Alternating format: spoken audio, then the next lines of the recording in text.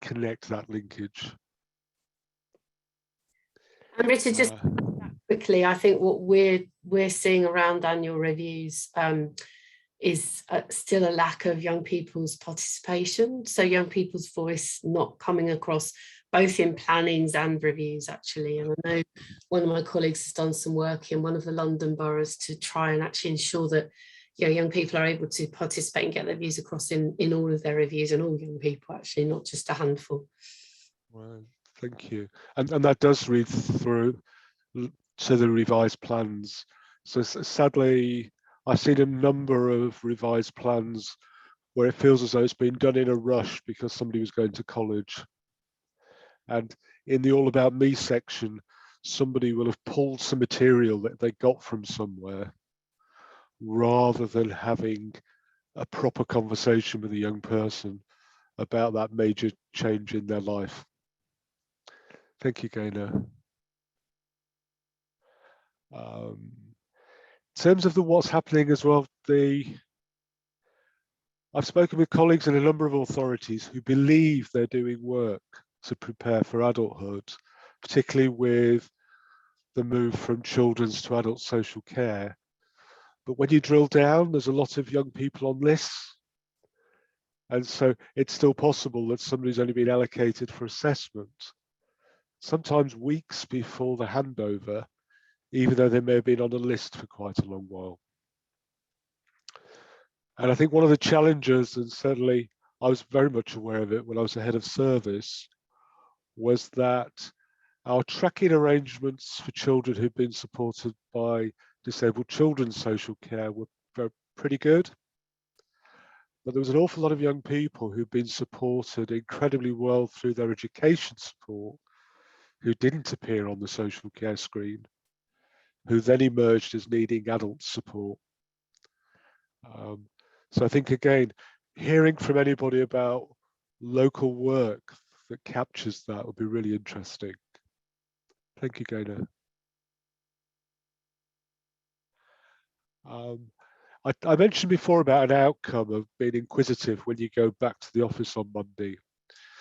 I'd like to be inquisitive and have a look at your website, because one of the struggles I think people have is maintaining websites.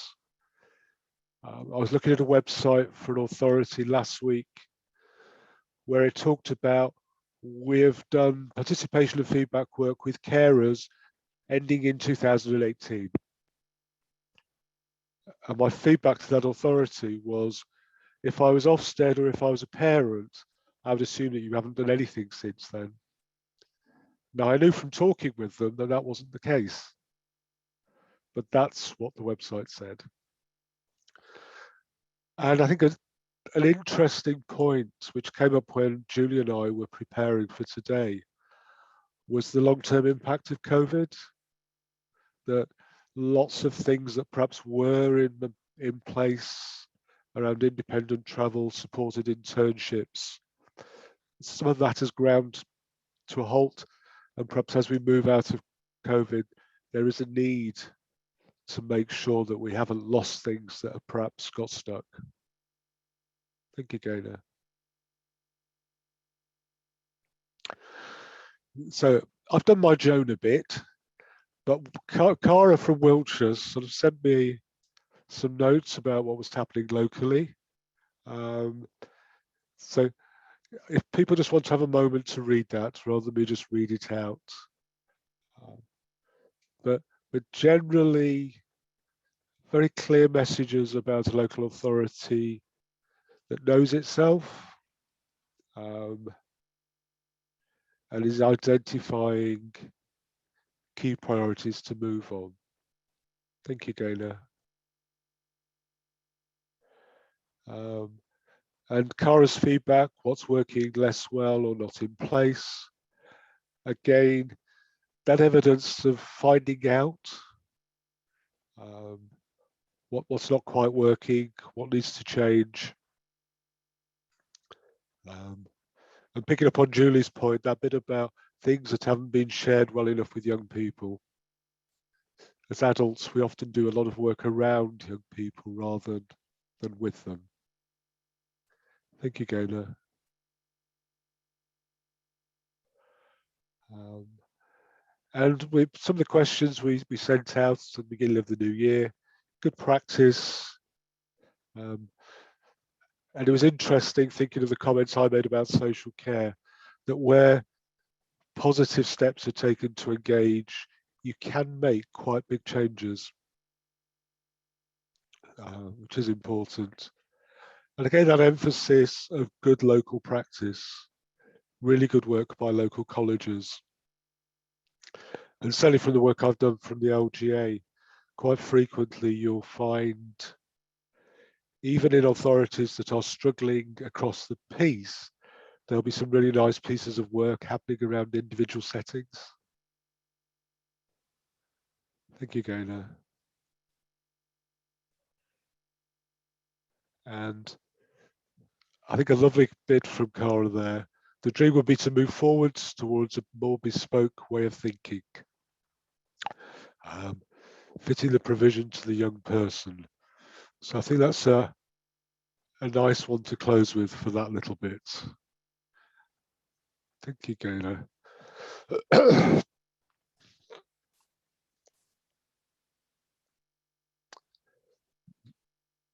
Lovely. So, Julie, on that note, do you want to take us forward? Yes, I can. I was just thinking about that quote actually, and I'd like to add something to that for me, because I do think, and this is very pertinent to my practice over many years as a social worker as well, we do often go to that kind of service land box in our heads. And I'd like to add to that quote that we have communities that can, provide support and opportunities for this group of young people. So it's beyond services. It's not just about services. But yes, thank you. Can I have my slides up, please?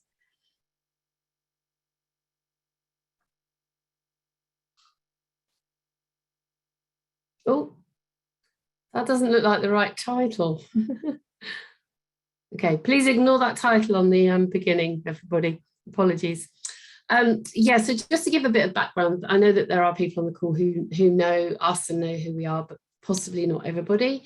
So a lot of the kind of evidence and information I'm going to be sharing today is drawn from the Preparing for Adulthood programme that we've been lucky to have had a pot of funding from the Department for Education. One of my colleagues who doesn't work with us anymore now was very involved in supporting the Code of Practice when it first came into fruition. You might remember the Support and Aspiration Green Paper, which I think was very aspirational at the time.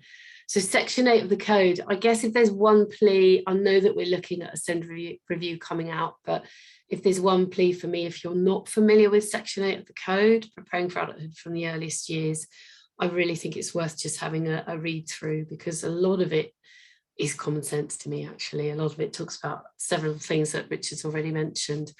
So just to give you an idea of who we are, because it may well be, sorry, just pop back a second.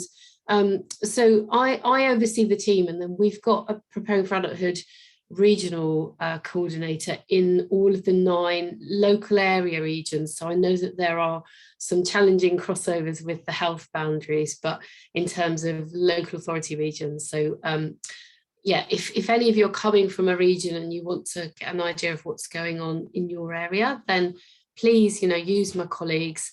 Just a slight health warning with that we are coming to the end of our contract now. Our contract finishes the end of March, and we're waiting to see really what might be happening for next year. So, but use us whilst we're still around.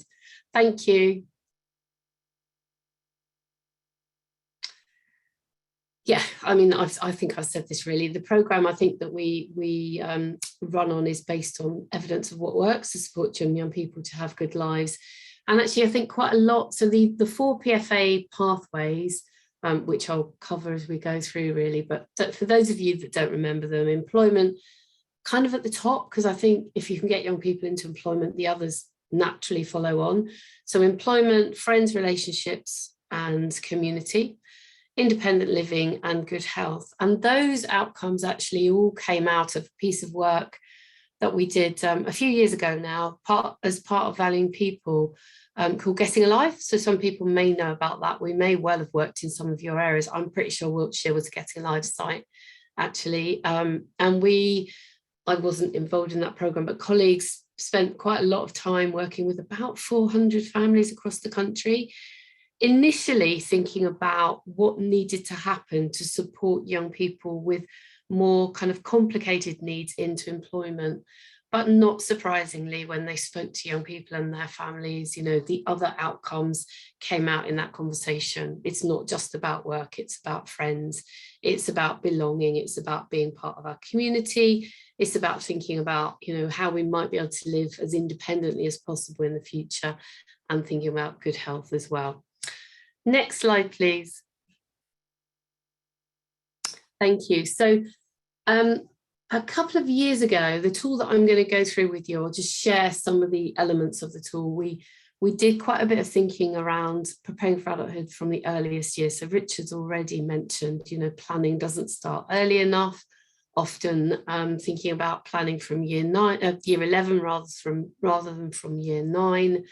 And when we talk to parents, we were actually running a housing event yesterday, and I facilitated one of the breakout rooms. And I think we had several parent carers in that room. And actually, we were talking about independent living, and parents were saying, you know, nobody's really spoken to us about this. And we're really scared and anxious. We want our young people to live independently, but we're really scared and anxious about the support that they will need in order for that to happen. So those conversations happening much, much earlier on, and how we can think about that thread really from early years into school age, you know, children's services into kind of post-16 and into the world of adulthood as well. So just a few things to remember, and I'll pick these threads up, I think, as we go along. Personalization is so important, actually. You know, it's kind of writ large in the code now, I think, that and it's already been mentioned today, one size doesn't fit all. And until we can get better at working in partnership with young people and their families, and really kind of personalizing our approach, you know, we're not going to be looking at the best outcomes for those young people. Children and people develop at different rates. Those of you who've got your own children, I'm sure you can think back to when they were little and how it's quite competitive, isn't it, around, you know, are they walking yet? Are they talking yet? Are they doing this? Are they doing that? And actually, children with additional needs and children without additional needs all develop at their own rate. So, you know, this is a framework, gives you a bit of an idea. Each stage continues to build and develop towards adult life. In fact, I haven't popped in, I'll share with you, we did some work in, I think it was the West Midlands region. We did a conference sometime last year, and there was a fantastic nursery that presented, Edge Hill, I think they're called, but I'll send the link out to people anyway, where they've managed to embed those PF outcomes in a nursery, so very much in early years, and a lot of children there with education, health and care plans as well, but really thinking about how can they promote their independence the minute they walk through that door, how can they ensure that they're supported to be as independent as they can be. So down to things like using real tools. It's quite scary when you look at the, we've got a lovely case study with some fantastic pictures of kids using hammers and not saws, I don't think, but anyway, it, you know, starting much, much earlier on. So this framework can be used to develop new plans and also think about reviews as well. It's about using creative approaches, you know, very much about how can we tap into the curriculum, both in the school and outside of the school, to be a bit more creative around outcomes for young people. Raising aspirations, we talk about that all the time, actually. I often say we need to kind of raise aspirations and manage expectations, because I think often when we talk to parents particularly, you know, they are aspirational for their young people. They've just kind of lost the faith and confidence to believe that things will happen. Promoting or focus on outcomes that can be transferred into the real world. And then again, Richard's already mentioned the local offer. So making sure that the local offer, and this came up quite a lot yesterday with parents saying, you know, we really want information on what's available, but it's not there. So I think there needs to be a revisit to the local offer and refocus. And then making choices. So next slide, please. Okay, cool. I can't see anybody, so I'm hoping that I'm making sense for people. And, you know, if anyone wants to kind of come in and ask a question or raise a comment, then please either pop your hand up or put something in the chat, and I'm relying on my colleagues around the room to let me know, because it's quite difficult to kind of read the chat at the same time. So this is the tool, and it's actually hyperlinked. So when you get the slides, you just need to click on it and it will send you to the tool on our website. And those are the outcomes that I just talked about, actually. I revisit this quite a lot because I think, we developed this at the very beginning of the code, but, 5 key messages, 4 pathways, preparing for adulthood. And I think those key messages on my left-hand side are actually really important. That personalised approach, shared vision, having really strong post-16 options and support, raising aspirations and planning together. I think we still see quite a lot of young people needing to go out of area. It'd be interesting to have that as part of our conversation when we go into groups. But I think, what we hear from families is that they're nervous about local offers. If there isn't something locally available for my son or daughter when they move kind of into further education and then that next step out, I'm going to be looking for something out of area. So I think that, those 2 things are important to be bearing in mind. Next slide, please. Okay, I'm not going to go through all of these word by word, but I'm just going to give you an idea of how the tool was designed. And it's sectioned out, so it's got early years, and I'll go through each one really. But going back to the point that I was just making about the nursery that we did some work with. So thinking about those 4 preparing for adulthood outcomes, how are we using those early years to support young people to move into the next phase of their lives and to be as independent as they can be, which is ultimately what we want, I think, for all our children. So just picking a couple out. Employment, real world play. Again, I think we often don't use that that kind of phrase, what do you want to be when you grow up, with this group of children. And it's something I've become really aware of in the work that I've done. So are we having those conversations when children are really little? Are we planting that seed of possibility of employment? Are we using the opportunity to play things like doctors and nurses or police officers, that little lad there with his helmet on, for example? Friends, relationships and community, circles of friends. Again, I think when I think back to those young people that I know who have moved successfully into adult life, friends and relationships played such an important part in that. And the video clip that I'm going to share with you at the end of these slides will kind of highlight that as well.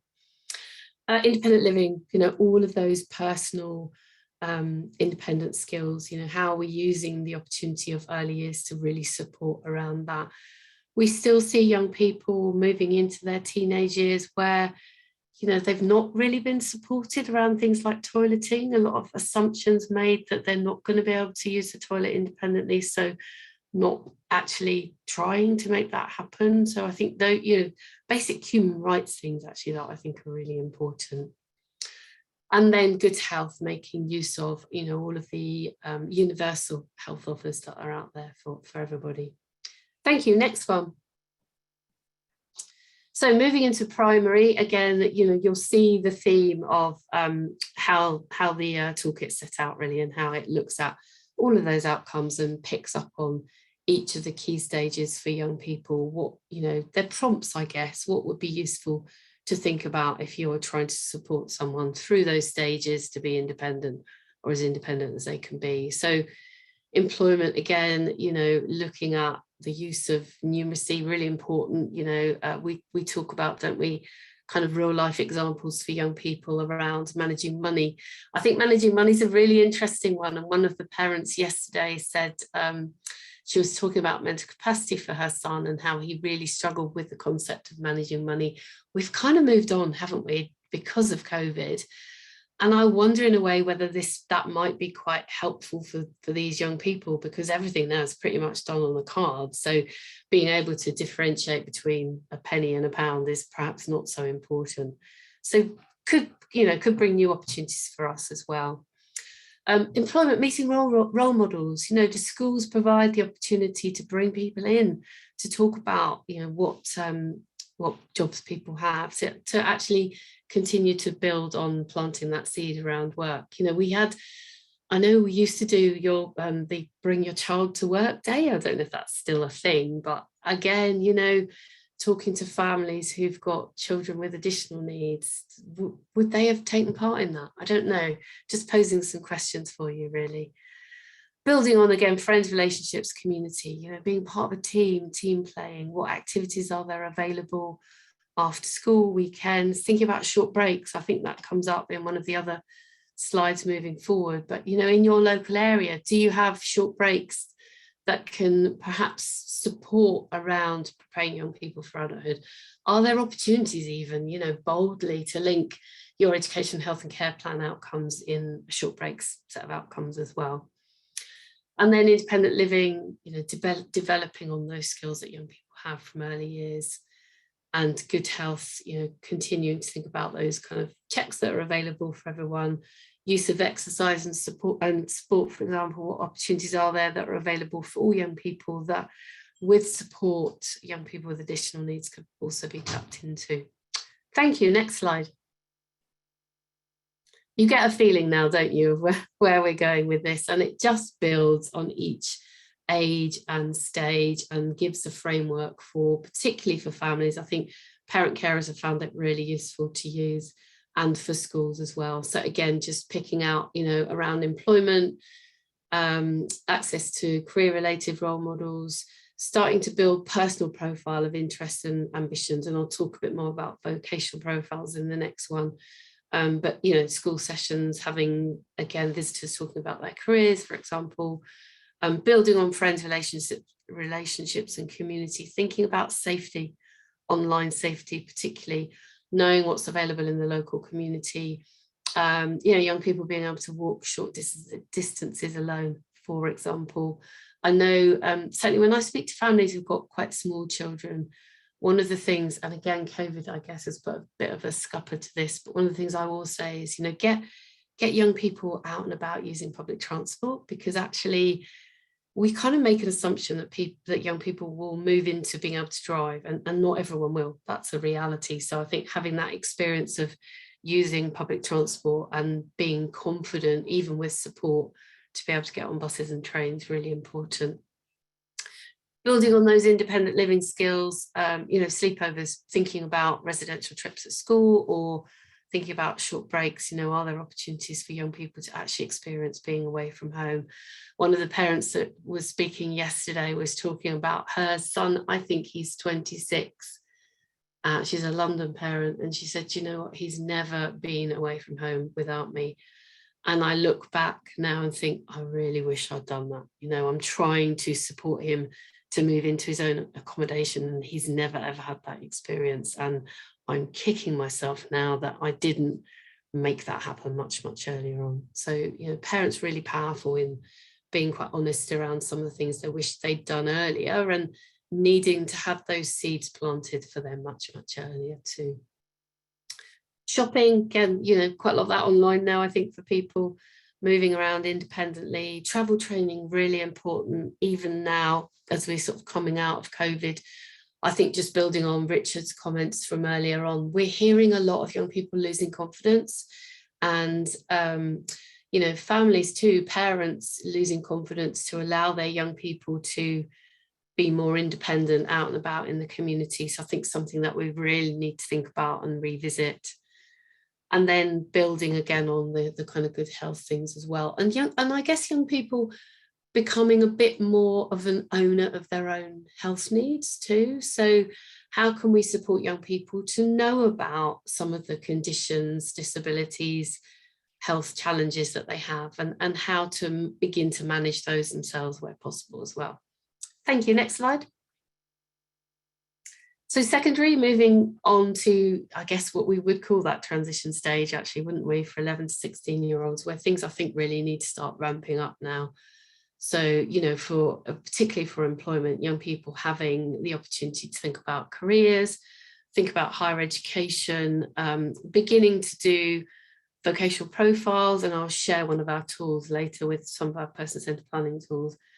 Work experience opportunities. So I know when we talk about kind of evidence around employment for young people, there are some key ingredients that I think will add to young people moving more successfully into employment. And a lot of that is about exposure.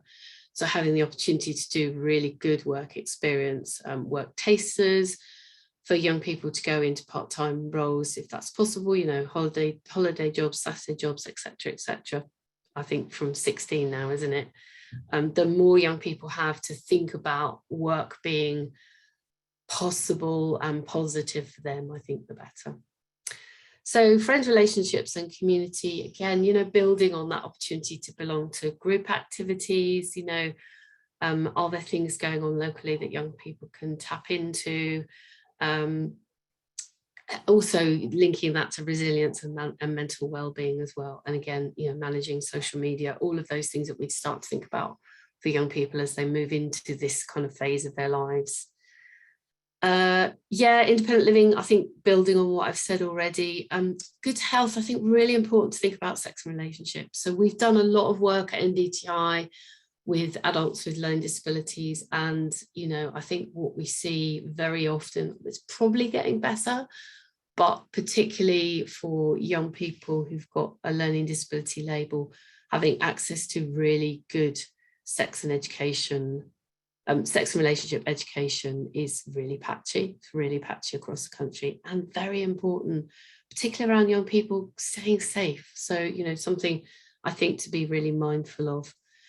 Really important to pick out here as well, annual health checks. So using the GP, making sure that young people are on the annual health check register with your GP, because again, you know, from our work with adults, we see that there are lots of health challenges, lots of health inequalities really shone a light during COVID for adults with learning disabilities, and that starts much earlier on.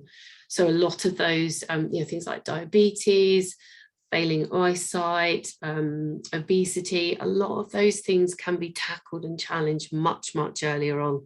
So using, for example, health passports, you know, that's one way of capturing that information. Thank you. Next one. How am I doing for time, people? Tell me to shut up if I'm going to. You're doing well, Julie. You've got I'm all right. 5 minutes. Thank you. Okay, so thinking about post-16 and you know, young people kind of accessing, I guess, local provision.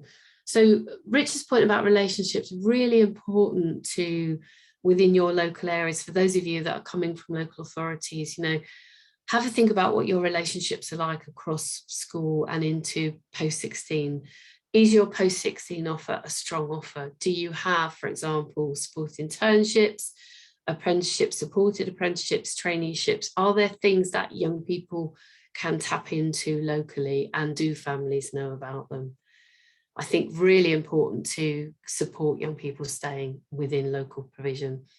And then I guess the next step beyond that, you know, for young people who are more able, let's not rule out the opportunities for university as well. We've got a couple of tools on our website around planning for university. So do have a mooch around. There's stuff on there that you'll find quite useful.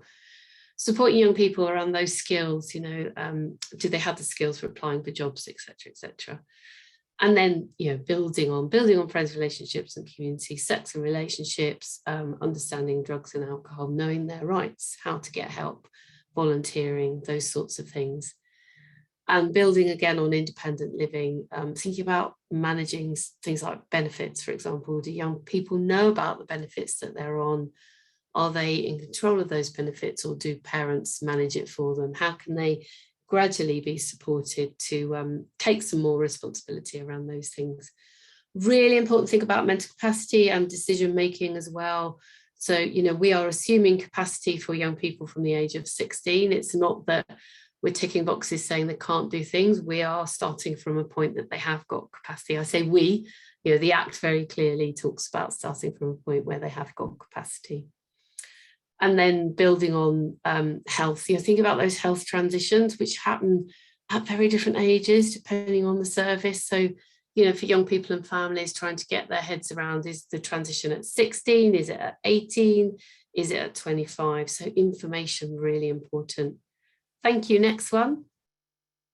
I think this is my final one in this suite. So we hear a lot about that cliff edge, don't we? And the cliff edge was at 19. Have we just shifted that cliff edge to 25? I think if we're planning much earlier on and we're setting long-term outcomes, but you know, looking at those outcomes kind of year on year, then that transition should be much more seamless for young people. But you know, I don't think we are there yet. And a lot of that is about knowledge and information. Again, you know, partnership working across. I talk about the passing of the baton, particularly in relation to from children's service to an adult service. You know, that could be a mental health service or a social care service, or it could be, you know, a health service. When you pass the baton over at 1.2, you're holding on to it. So again, that kind of relationships and supporting to ensure that young people know what's happening and know kind of who's going to be picking up that support for them as they move beyond their kind of education and into their adult life.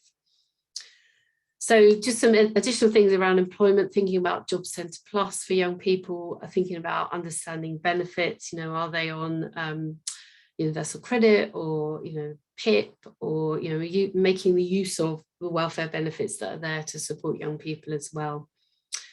Building on friends, relationships and community, accessing adult social care, for example. So independent living, again, you know, thinking about young people having an opportunity to consider what the options might be. Do they know locally what the options are? We have a huge challenge around housing at the moment. So really important that that planning starts much, much earlier on. And young people moving into kind of further education and beyond, you know, our study programs using the opportunity to develop those independent living skills. And again, sort of thinking about short breaks as well. And I've talked about health transition. So I think that's probably the end of my slide. That was a bit of a whistle stop tour. Yeah, just really quickly then I'll quickly go through this one, because I think this probably is quite important, just to remember why those pathways are important to us and to young people and their families. They help us to think about children and young people with special educational needs and disabilities have the same aspirations, needs and rights as all young people. And they help us to remember what a good life is for young people as well. Help us think about the child or young person's aspirations and to put the right support in place. So we talk about the right support at the right time, don't we? Help us to think about those education targets and link those to outcomes, taking that young person towards their aspirations. And I'll talk a little bit more later on about the Ofsted secrecy framework and some of the findings that are coming out from more recent inspections. And I really think that is the last one for this set. Brilliant, thank you. That was a real whistle stop. So I don't know, Richard, have we got time for any comments or questions? Just 2 minutes, if anybody's got anything quickly they'd like to add. Or possibly people can reflect in the groups. Oh, someone's losing this. Oh, sorry, Charlie. I hope you managed to sort that out. Lovely. Okay. Do you want me to very quickly share this video? I think it's two minutes. Go for it. Right, you'll have to bear with me now, because when I tried to do this earlier, it was a bit of a disaster. So I'm going to try again. Right, share sound. Okay, advanced. I'm hoping I've learnt from my lesson earlier.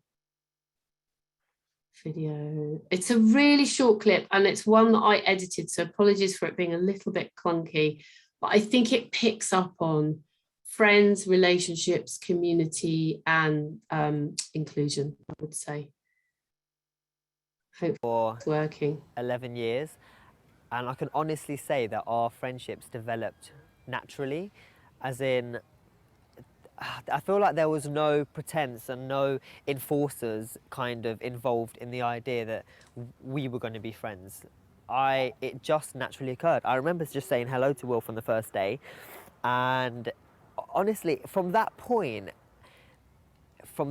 it kind of just happened, and I was always just connected somehow with Wilf, and I don't have a friendship that's like that outside of this, I suppose, and I feel like I'm so privileged to be able to have a relationship like that with someone, because I don't know, friendships do come and go, but this connection of people, which I think is the most amazing, and just because Wolf has a disability doesn't mean that he can't be part of that connection. I think that's what makes him even more a special part of the connection, in a sense.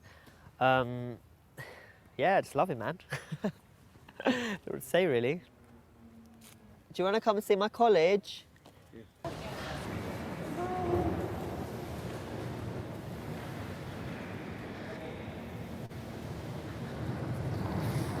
Are you okay?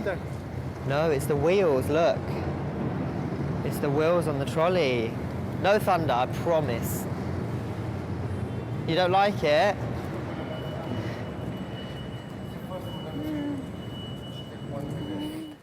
Wolf, do you know what this is? Do you know what this is? It's a knitting machine. Do you want to have a go? Yeah? Come, let's do it together. And all the way to the other end. And all the way back. Yeah. Oh my God, you might be a knitter after all of this. Yes. Yeah? Yes. So this is what I do all day. In fact, I've got some of my work over here. Well, it's not really work, it's just a little sample. So this machine will make these fabrics. It's so soft.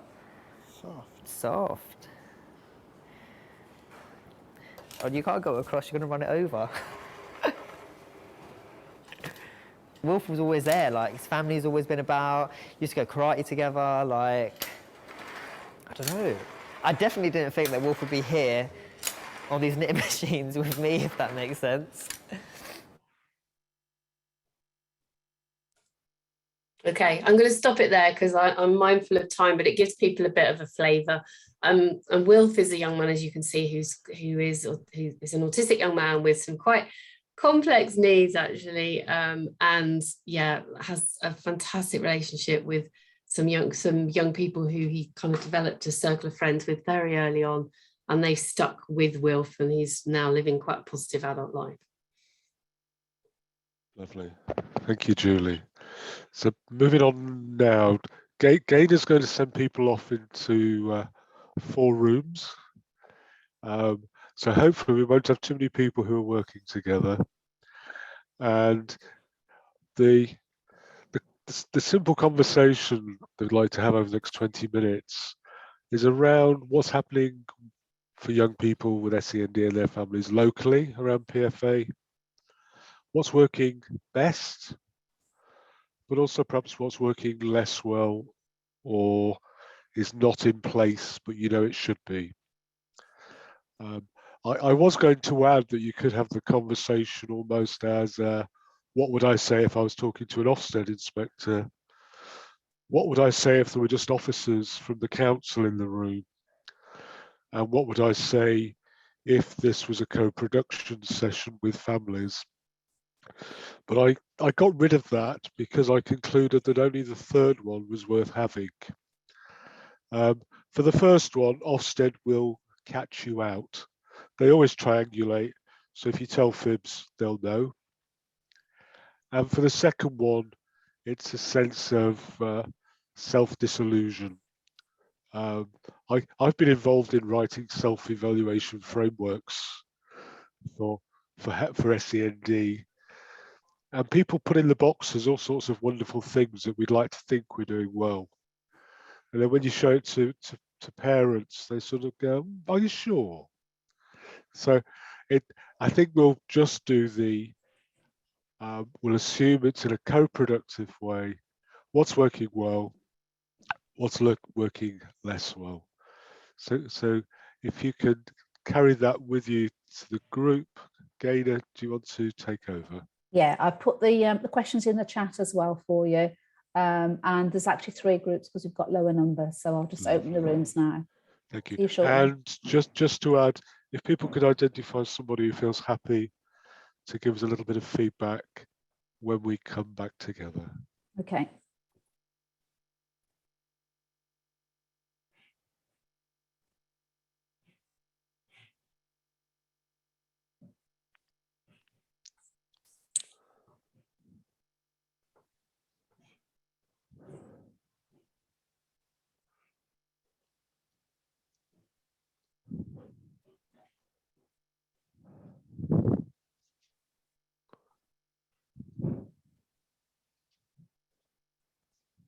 Do folks need to click to join, Richard?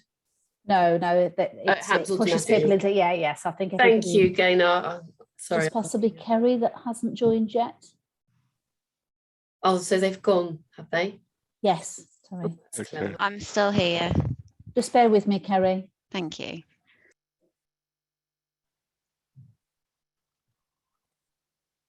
That's it. Lovely. Well done. Gosh, I would get a bit of a knot in my stomach with the techie stuff.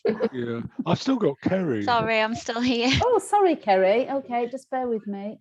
Yeah, because it looks like you're in room 3, but It went to the room and then it brought me back to the main session. okay, just bear with me.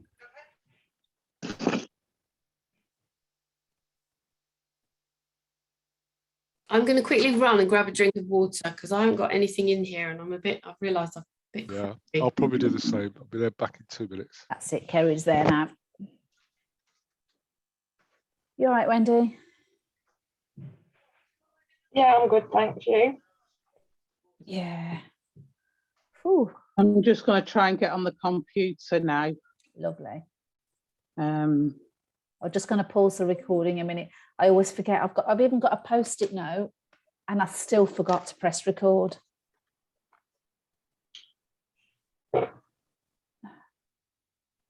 okay.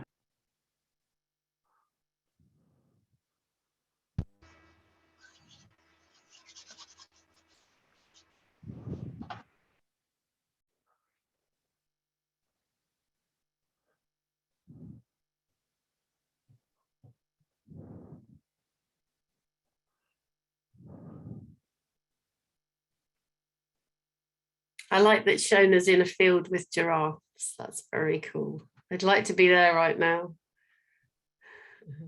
So would you.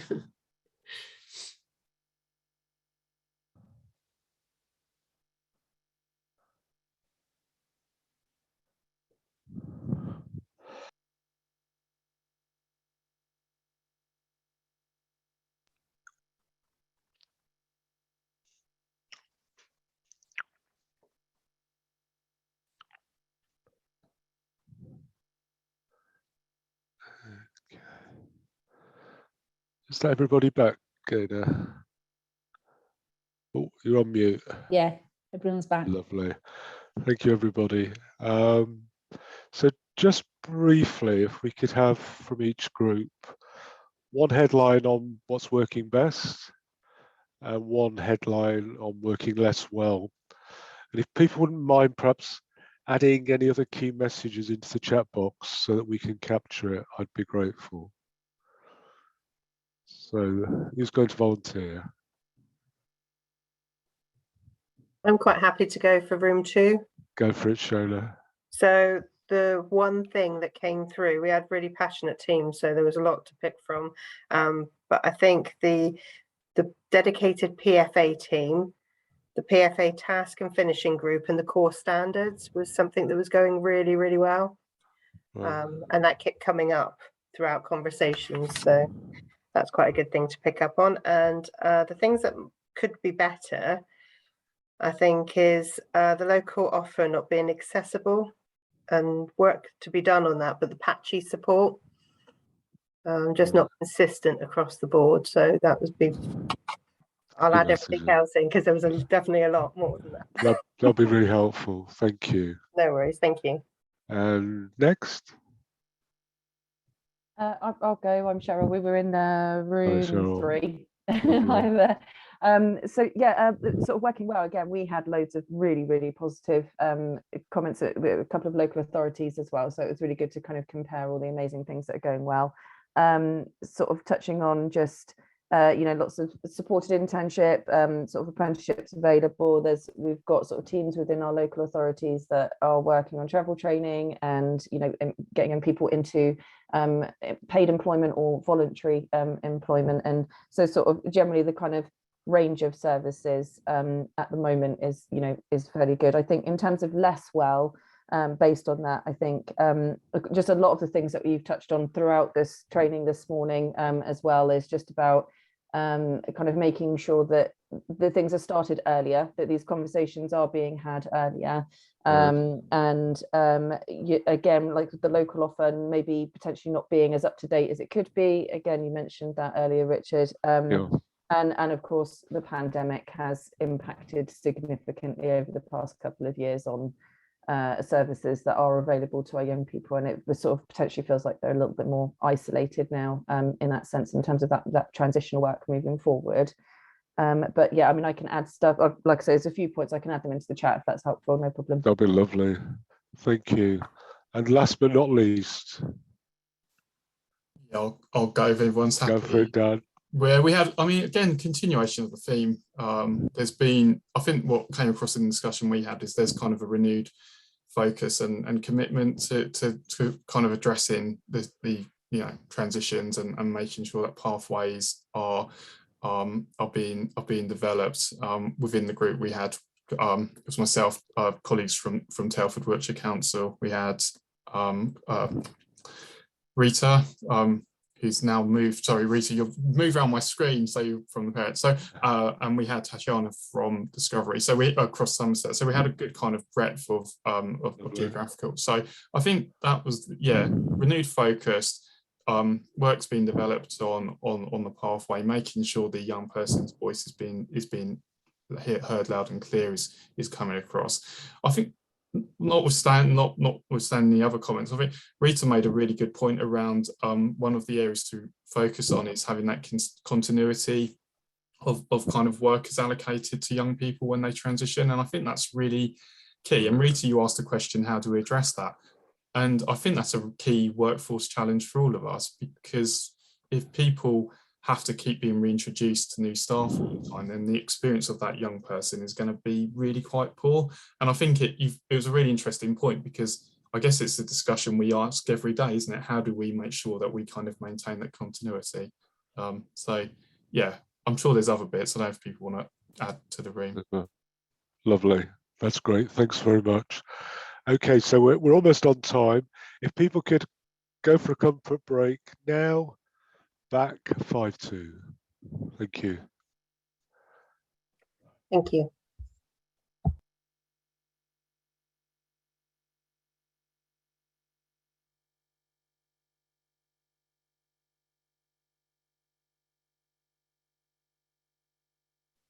Okay. I feel all right, Julie.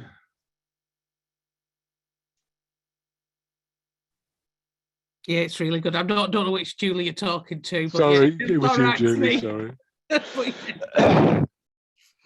Yeah. I'm just going to pop away from my desk for a couple of minutes. All right. No, that's good.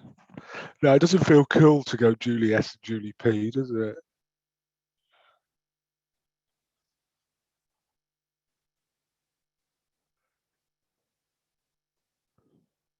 Yeah.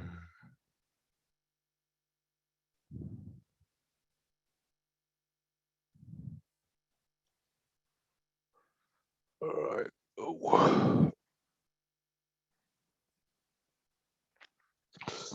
Oh, I've got a rotten cold, but it's not COVID.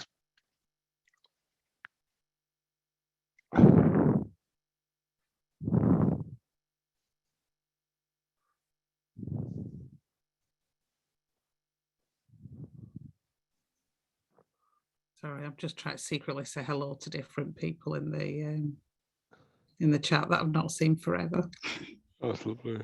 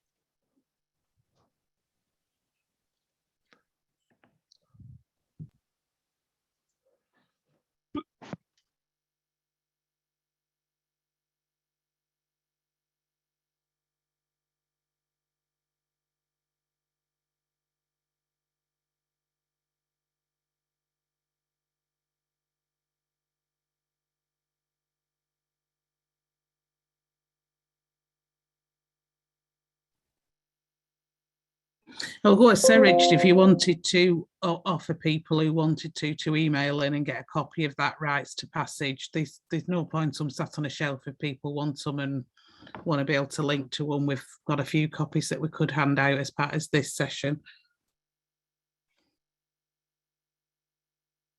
I've even got a copy at hand, I think. There you go. Oh,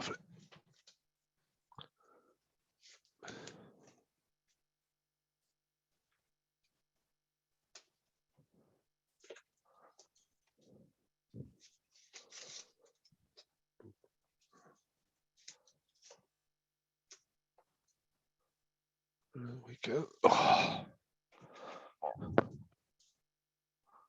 I don't keep many books these days.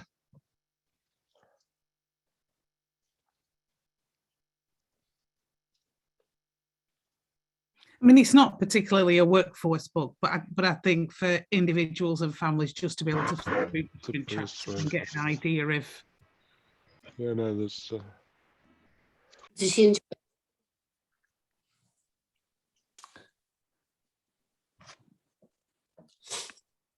So we are right in the middle of this whole thing at the moment of transition. Ruby's 20 and still no one's talked to us about supported living. She's desperate to leave home or even work. And I work on the Brent strategy board. So Rita, do you know Linda Jordan? No, but I took a photo, yeah. Yeah, link up with Linda. She's the London PFA lead. Yeah. In my team, she's fab, and she knows London really well, so she'll tap you into she'll kick some butt for you. She's really great. It's such a shame, but it's not uncommon, is it? I think where education often take the lead in terms of preparing, you know, children and young people for adult, and I know from when I was working in Kent, it was definitely the picture for us, is schools were great at understanding the options for the next step for going to college, for example, but social care offer just seemed shrouded mystery for them, and it's one of the reasons we did a lot of the work we did to get the local offer websites up to date, to have presented information on what, you know, the different living arrangements could look like and felt like, because it was just an unknown quantity, wasn't it? You can go and like I think Julie was saying about, you know, going with your parents to work, you know, you can do those things, you can do work experience, but you can't do living experience to know what it might be like living away from mum and dad, or you know, you don't really do things to know what it'll be like getting up and cooking your own dinner, getting yourself prepared on a daily basis, or even what living with friends would feel like, or living in your own flat would feel like, or living in a supported living environment. There's no options to really understand what that feels like. Absolutely. For their families, and it's a real challenge. Yeah, and that's what these parents. For all parties, there's a real challenge for the parents and carers and for the young person. And it would be really good to have stepping stones. But what happens is that those stepping stones get termed as respite, which is very, very different. And they don't have to be, Rita, that's the thing, you know, with a bit of creativity, there's no reason why. This feels like a good moment to move into the next session. Yeah, it feels like maybe another conversation, Richard, at another time around short breaks. Maybe it does indeed. And think about possibly. Yeah. Well, I'm particularly linking them to the outcomes, as you were suggesting earlier. Yeah, absolutely. Gaynor, I can't see from my screen. Is everybody back? Lovely, thank you. So we're moving on now to participation in co-production, and over to Julie. Thank you, thanks Gaynor. Yeah, so I think I'm just going to set the scene really by sharing just some, during the first lockdown, we talk about over places now, don't we? We spent quite a lot of time pulling together. There's a ranch of information out there around person-centered planning, and people often don't like using the word person-centered planning, but I think, you know, we kind of stick with it because it's important. And this is just I'm going to whistle stop through these tools. They're all available on the website. They're all editable and downloadable, and the links in there as well. So yeah, next one, please. Thank you. So it's a suite. There are several different tools that can be used as part of an education, health and care plan, or they can be used to add to a review, or they can be used actually for adult transition planning as well. So it can sit within an adult support plan too. Communication passport, some people will be familiar, but really a really good tool to use when, particularly when young people don't use words, or where you've got some challenges around capacity, mental capacity as well. Really simple, you know, at this time I do this, it means this, you need to do this. Very, very kind of straightforward tool to use, particularly when you're supporting someone. Next one, please. I'm going to whiz through these because you can have a look in your own time. A decision making profile, again, I think, you know, links to the Mental Capacity Act.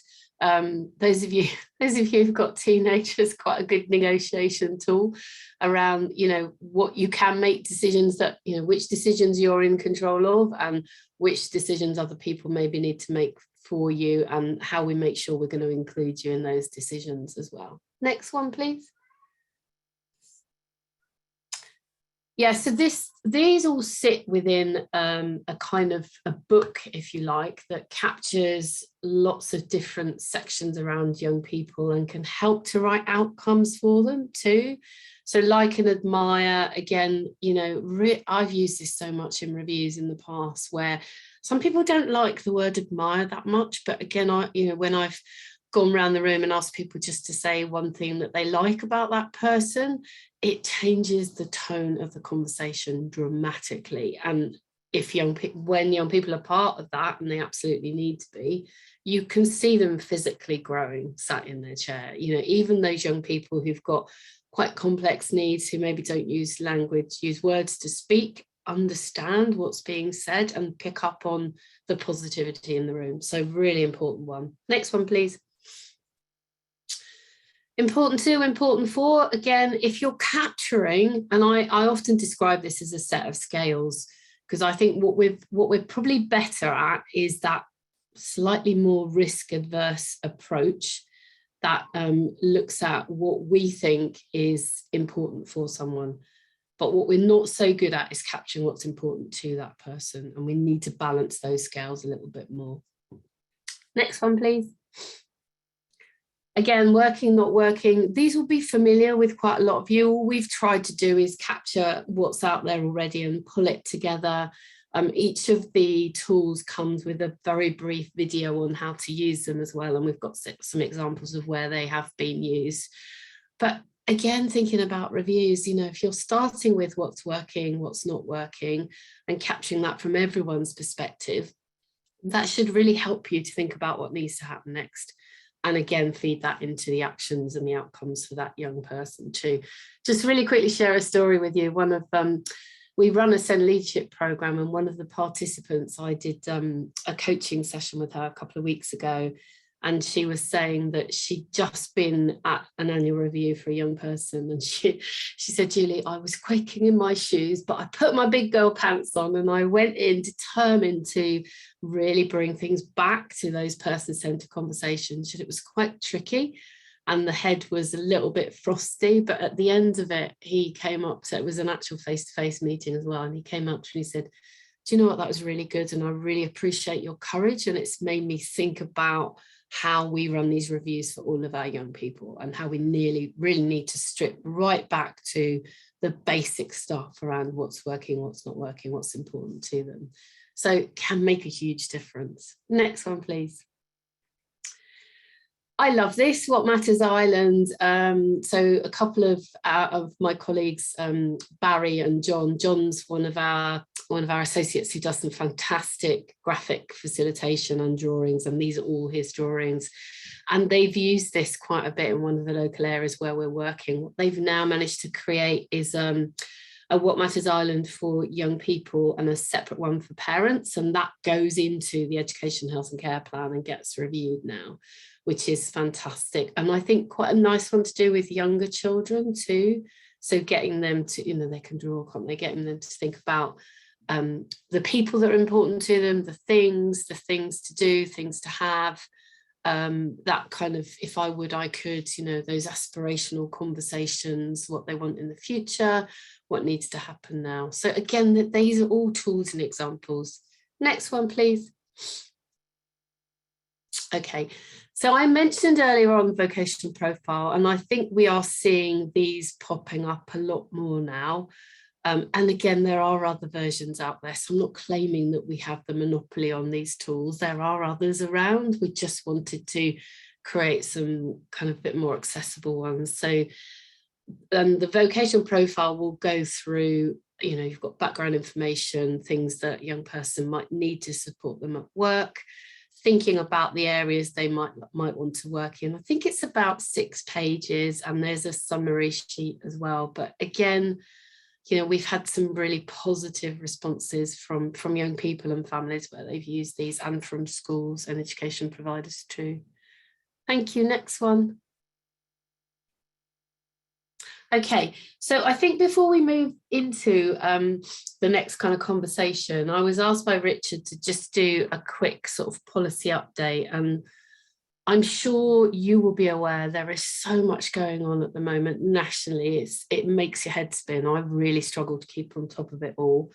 But so I've just picked out, I guess, the 2 kind of important areas for you. I mean, there's stuff going on around key working at the moment within NHS England. There's the IPC sites work. There is a lot, but I just wanted to give a really quick update on inspections and the SEND review. So just a reminder, there is a new framework coming out. It's not out yet. I've been checking quite regularly, but I think, you know, we have a bit of an understanding from the inspections that have taken place over the last year of what they're looking for.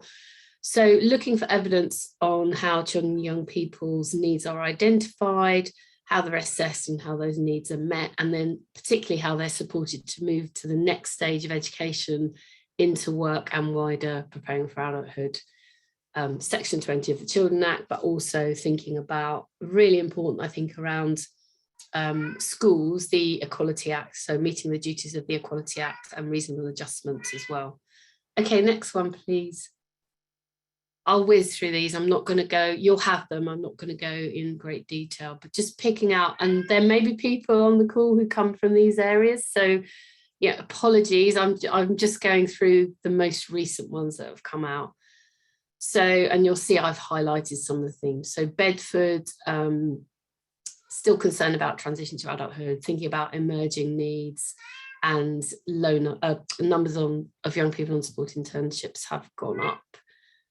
Birmingham, some positive stuff around health transitions, including focus at Year 9 reviews, and a new plan that captures the voice of the child. Lack of information, we've talked about this a lot, haven't we? So lack of information on leisure services. I think highlighting that the inspection team are looking much more holistically now beyond academic achievement, concern around those young people who are absent from education as well, and also looking at SEN support too. Next one, please.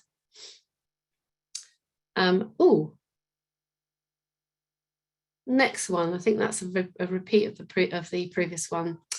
Islington, some really positive stuff coming out of Islington actually. So partnership with parents, young people, meaningful. They've had those 3, so the health and social care roles, so designated care officer, designated medical officer, and the designated social care officer. They're embedded there and they've been there since 2014. So quite a lot of learning from what they've been able to achieve. Good use of outcomes, good transition protocol, co-produced, youth careers advisors, really positive one there, attending annual reviews, so thinking about those pathways to employment with higher rate than national average employment rates too. Not city, so coherent planning, capturing views and aspirations, and again sort of picking out that the local offer not well published. So you'll see with the words in bold, what I'm trying to give you is a flavour of what they're looking at the moment, and I guess a reminder that PFA is writ large for inspections now. Next one, please. Thames side, so support for transition is weak, area failed to ensure young people are well prepared, limited opportunities around activities, and PFA not a feature in plans. Torbay, outcomes too focused on education and not looking at young people's wider needs, opportunities and choices, for example. Many families struggle to find appropriate provision. So I think they've got a significant number of young people going out of area beyond 16. Next one, please. Worcestershire, talking about NEET, so lack of systems to track those young people not in education, employment and training. Effective partnerships with post-16 providers. That means that young people can continue with their local education, support internships going up. They've got this thing called Missing Mondays Forum. So that's looking at NEET young people to try and develop a plan to reintegrate them, and good use of joint commissioning as well. Next one, please. Okay, so that gives you a bit of a flavour. Those were all done within the last 18 months, I would say. So they are the most recent ones that have come out. And if it's useful to you, if you go on the Ofsted website, it will give you, you can sort the inspections by date. So it will give you the most recent ones. It's worth having a look to get a bit of a flavour. So the SEND review, the long-awaited SEND review, it's due out the first quarter of 22. We've had several discussions with the SEND review team. There's a guy called Charlie, whose last name I always forget, leading on it. In fact, we've got a meeting with him next week. But again, just picking out on the areas that we know that they're going to be focusing on. So high quality outcomes supported by the most appropriate service across education, health and care. A really strong push around mainstream schools to better meet the needs of the majority of children with SEND, making the process more streamlined, and then a focus on SEN support and early identification as well. I think that's the last one, apart from my time to talk ones. We'll make sure this goes out, just some useful resources. I'll really quickly talk about these, and again, you'll have the slides, so you don't need to kind of worry about. But during lockdown, we were lucky enough to get some funding from the lottery to do some online support and planning for young people, particularly those who had disengaged from education. And that was for a year. We've had that extended now, so we've got 3 years worth of funding. So I'm just going to make sure you get that information, because in your areas, if you've got any young people that you feel would be of benefit of this free service, it's a free service, then you can use the information in these slides to get involved and get in touch with that. And that is me now. Thank you.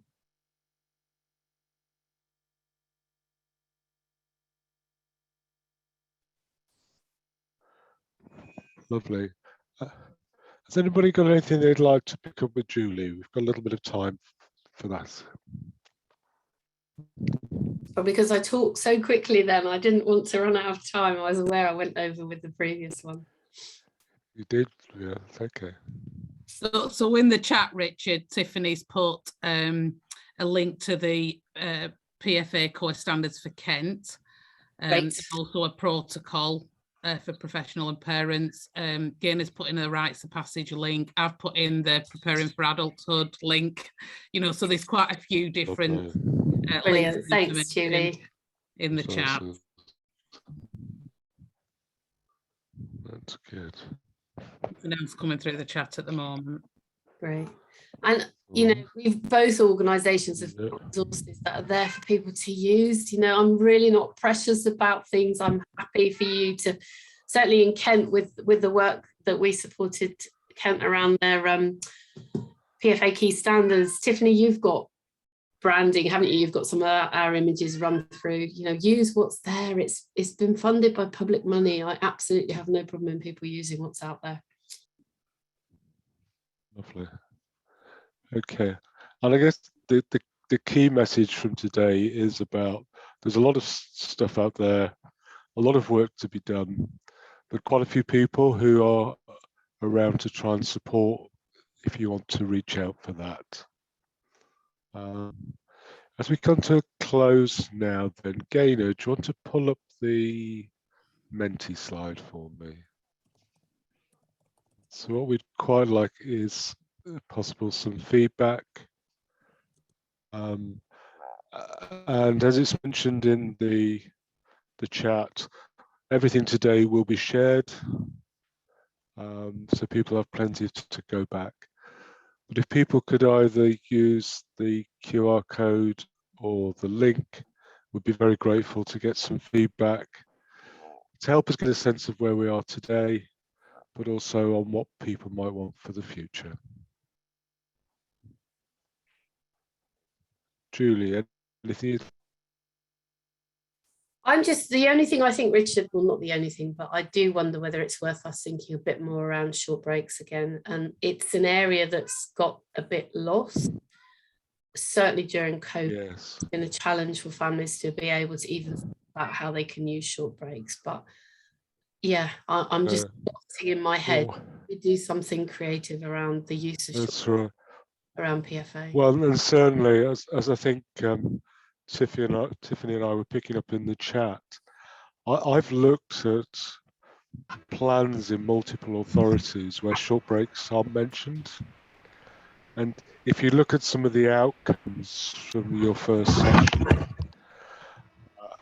a social care personal budget for short breaks could be used in a really focused way. Absolutely. Richard, just coming in there, I also think when EHCs typically are led by education, and I'm an education professional, so I come to it from an education side, and I often think the social care references are just that. They're not written in the same level of detail as the education sections. They're almost like an add-on in many areas, and things. If we start doing it properly and talking about, I've seen many a time when, what's written in the social care section, section D isn't a social care need, and then the provision doesn't match it. And if we can't get that right, the HC is not as valuable in terms of that holistic multi-agency approach. Now, where I've seen it done well, you'll have a PA that's funded by social care for, short breaks, and they will be looking as well at working towards the outcomes that are within the HC plan around PFA, because everyone's on board that these are shared outcomes by all services that are part of it, all services that are referenced within it.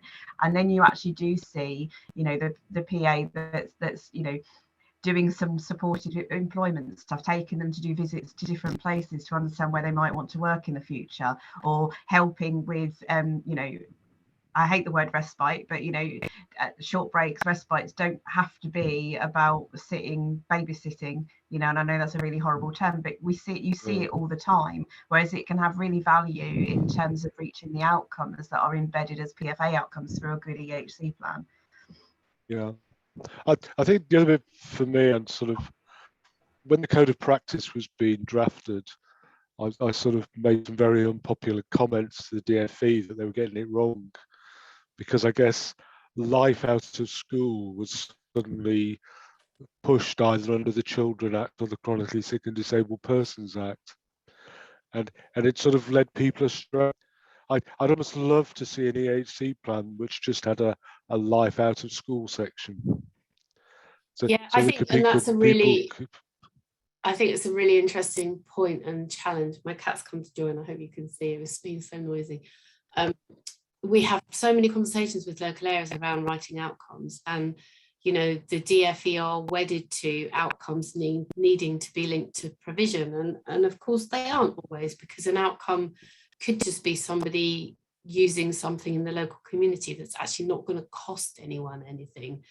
So I think the challenge for all of us is to think beyond service land again. When you're mapping outcomes with young people, I can give a really good example, actually, a recent review that a colleague of mine went to, a young woman at a special school who is massively into music, and it was a London borough, and she was talking, it was Linda, she was talking to the review team around everything that she knew that was available in that local area that would support that young woman to be able to go to, an accessible nightclub. I think she was about 17 or maybe 18, different music opportunities, different art activities. The school knew nothing about any of them because they were only really focusing on services that were provided by statutory organisations. So that's a kind of plea for me. Think beyond the things that are in your box in your head, and certainly were in the box in my head when I was practicing as a social worker. You think beyond service land and into the community. Good stuff come up now on Menti, so start embedding what I know, sharing the tools, thinking about this from an earlier age. So there's some good messages coming through on screen there that people have put on Menti. Do you want to go on to the next question? Yeah, brilliant.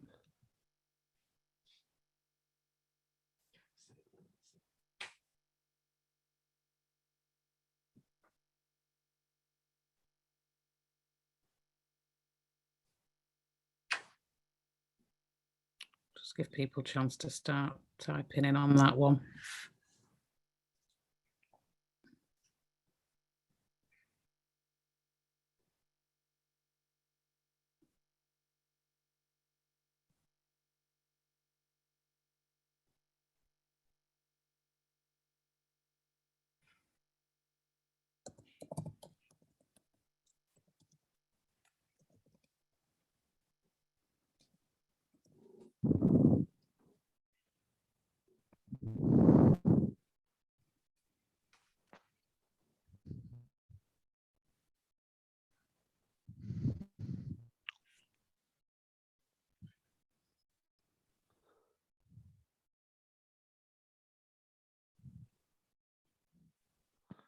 That's some really useful. Picking up on critical friend support. Certainly, I did that for one authority, where I just sat in on their send improvement board and was able to just give some insights, but also when people were desperately trying to move from red boxes to amber boxes to green boxes, able to remind people that talking about something doesn't mean you're allowed to then move it to a green box, that it is about doing something.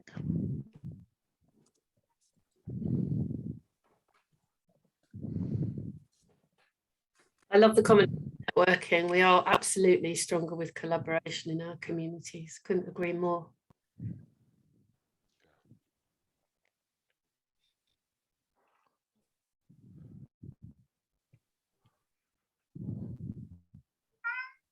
Yeah, and with the access to resources and regional contacts, we'll make sure that they go out as well so that people have got that after this session as well. Yeah.